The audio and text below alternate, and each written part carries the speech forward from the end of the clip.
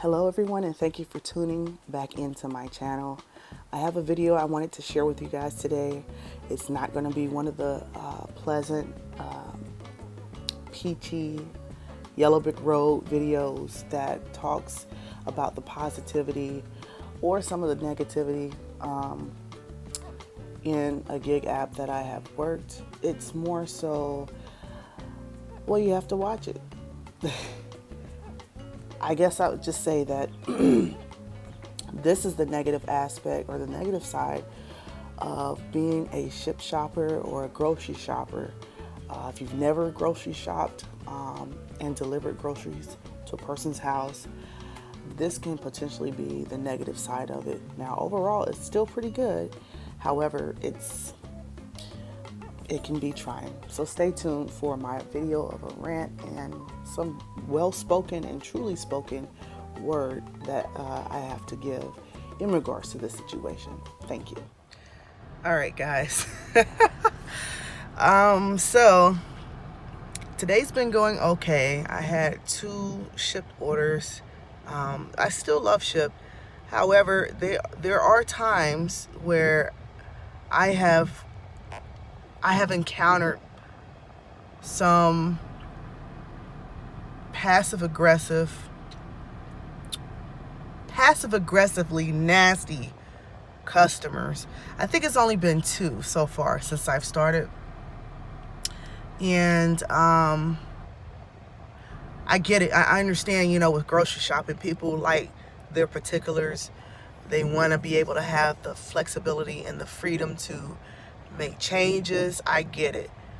But today, it's a particular store, and some of the public stores in my area, not all of them, but some of them have where I don't know if they have a security system or whatever. But I tend to, let me get this in order so it's not shaking around. I tend to not get signal in these stores. So with Shipt, one of the things that they teach you is to say, you want to be within communication with the customer at all times. So when you first begin to shop their order, you send out a text to them. It's a pre-formatted text saying, hey, such and such and so, I'm blah, blah, blah, your Shipt shopper, and I'm beginning to shop your order. And then when you're almost done, there's another text that you can send out saying, hey, I'm almost done. Is there anything else that you need? And when you're finished and you're loading the groceries up, you send a text saying, hey, such and so, I'm on my way. Unfortunately, without signal in the store, I was not able to send this lady the text that she is used to getting. And she was, even I could tell by her text message was like, well, you're the first person out of all the other Shipt shoppers I've had that has not sent me a text saying that you were starting to shop my order or anything.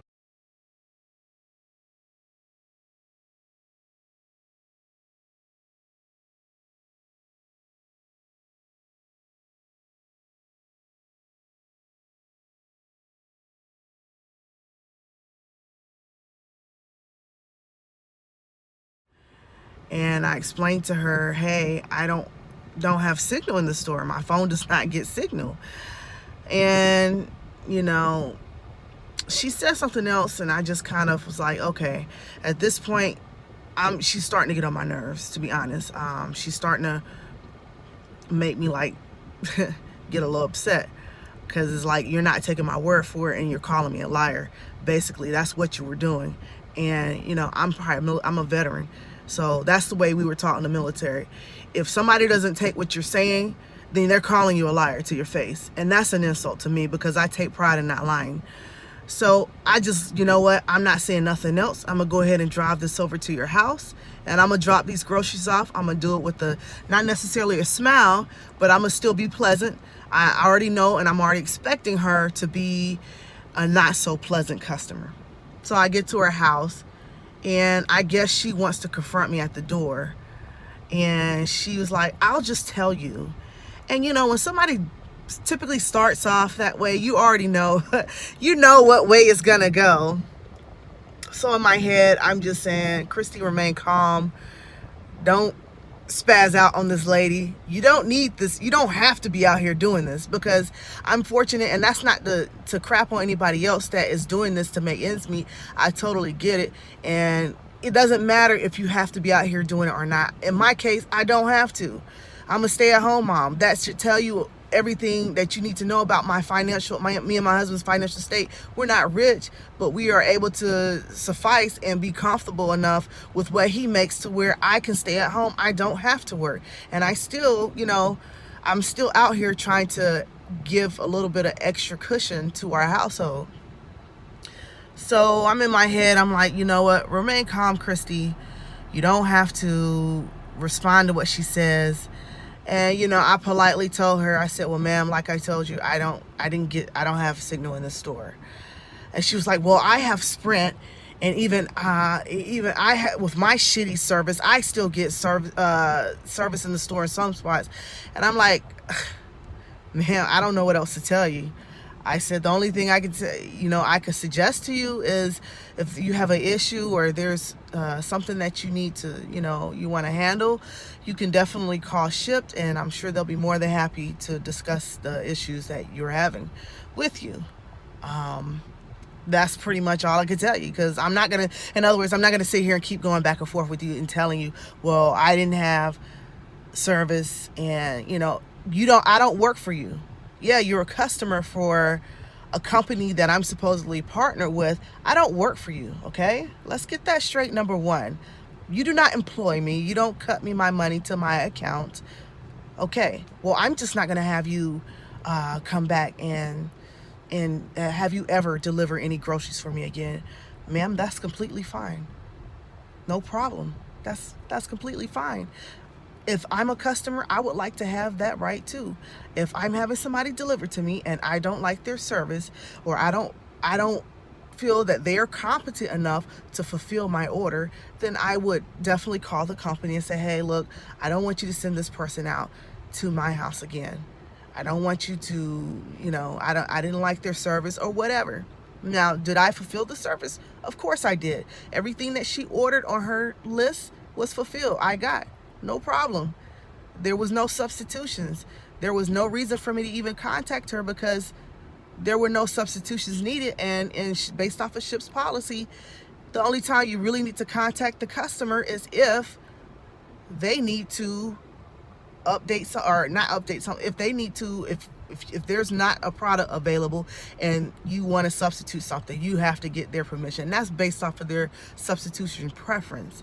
So there was nothing for me to substitute. There was no reason for me to contact the customer. So now, are we backpedaling? Are we saying that I need to contact the customer regardless? And if she felt she needed something else, then why didn't she send me a text message? It could have went both ways. If I'm a customer, hey, let me contact the ship driver, and I don't know if on their end they can or not, but the point I'm making is, sometimes the devil just want to come in and take away your joy and turn a good day into a bad day, and I'm not gonna let that happen. I refuse to let this one person, because she was not able to contact me, and it really wasn't that serious for her to be all bent out of shape. It really wasn't. Okay, I mean, simple. And I saw that where she went out and put another order out there for somebody to pick up the other 3 items or whatnot. Now, unfortunately, I was not able to get that. Yeah, it would have been more convenient, but in this case, my phone does not get service in the store. And like I was telling the lady from SHIPT, that I called them and told them, I said, luckily I did go ahead and send out the text saying, hey, I'm almost done. Do you need anything else? Even though my phone says no service, I went ahead and sent it anyway, and partly in hopes that it maybe might just go through, and then too, just to have proof to show, hey, I did try to reach out, I did try to send these texts, and I don't have service. So this has happened before at the same store, and something that should have taken me 45 minutes ended up taking me an hour and a half, because I didn't have service and I had to step outside the store. Everything that I scanned, it cleared. As soon as I called this customer and tried to come back in the store and pick up where I left off, it cleared all the way out. So I had to literally stand in the aisle and rescan everything that was in my cart. That's not cool. And so But yeah, my day's still going strong. I may go home for a little break here, and I plan on coming back out maybe a little bit later to see if I can get on DoorDash or do a little grub hubbing. I don't know. We'll see. I'm still on the schedule for a few more hours with Shipped. I don't know after me calling and talking to the lady, because, you know, it seemed like she was also saying, well, you should have went outside the store. And like, you know, I was trying to explain to her, there was no reason for me to go out. Why would I contact the customer? Even in their training, it says you should not be contacting the customer unless you need to substitute something, or they are out of something, you know, that the customer had on the list. Otherwise, why am I contacting the customer? Yeah, it's a courtesy text that I could have sent out, but if I'm already shopping for their order, why would I need to stop what I'm doing to go outside and call them? You know, they're like, oh, if you can't text, call. Well, if I can't text, then how can I call if I don't have service? She's like, well, sometimes, you know, the calls may go through. No, boo, I don't have, it says no service where my bars are at. That means it's shut down. There's no possibility for anything to come in. I've tried calling before too. It does not work. So it seemed like they were just wanted to place blame on me. And that's why I said I was lucky that I had went ahead and tried to send that text out, because a lot of times when it comes to you as a delivery driver or a shopper or whatever market you're in as far as this gig economy, you need to watch your tail, because when it comes down to it, they are always going to blame you as a shopper, you as a delivery driver, as opposed to holding anybody or anything else accountable. I couldn't do anything about my signal. I have T-Mobile, which is a pretty darn good service. What do you want me to do? I'm not going outside 6, 7, 8, 9, 10 times unless I absolutely need to contact the customer to, you know, just so I can be in communication with the customer. No. And I asked her, I said, if I'm going to be late because of me having to run out, in and out, are you guys is that going to go against me because I'm going to be late in the delivery window? You know, is that going to be counted against me? And she said, well, I can't guarantee that you'll be given a late forgiveness. Excuse me, but you want me to run in and out the store? So maybe just from now on, I'm not going to take that store anymore, or any other Publixes that I'm having issue with. And honestly, you know, I mean, I don't know. That's something that I'm going to ponder on. I'm going to ponder on that, because I work with Shipt. They pay me for a service that I'm doing for the company. Yeah, I'm not an employee. They don't give me benefits. But at the same time, I am one of their workers. However, I'm not obligated to do anything for Shipt out of what I want to do. So, and I like that. That's the good thing about being a contractor, because I mean, it's not even quitting. It's just like, okay, I just won't rock with you. I won't open the app up anymore. I won't make any deliveries. And I certainly let everybody know, hey, this is the way you are regarding your workers who are making your company fruitful, by the way. This is how you treat them in this instance, you know. There was no compassion. There was no concern on my end. It was just like, hey, well, you should have went outside 10 times if you need to. Do whatever you need to do to make sure you meet the customer. I mean, I understand from the business perspective a tad bit, but you know, from my end, and that's why I called them, because if she's going to be calling, I want to make sure they have the story straight. And I also have still the text messages that I sent to her when I told her that I was on my way, and she said, well, I apologize. I'm not kissing nobody else's tail. I'm sorry, I don't kiss tail. I'm polite, I'm courteous, I'm professional, but I'm not going to kiss your tail. Sorry. So